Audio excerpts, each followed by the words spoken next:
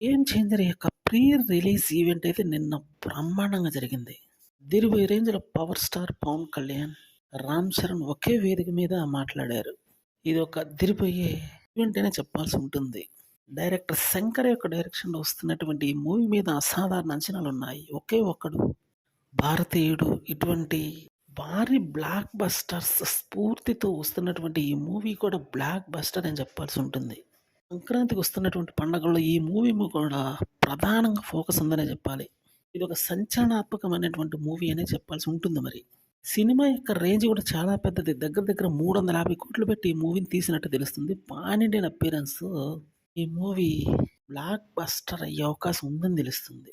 హిందీలో కూడా ఈ ట్రైలర్ రిలీజ్ అయిన తర్వాత తిరుగులేనటువంటి పర్ఫార్మెన్స్ చేసింది.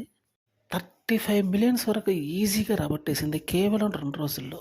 ఆల్రెడీ 'జంజీర్' మూవీ అనేది ఇంతకుముందు బాలీవుడ్‌లోనే తీశాడు కాబట్టి, రామ్ చరణ్ యొక్క పర్ఫార్మెన్స్ ఏముంటుందో అందరికీ తెలిసిందే.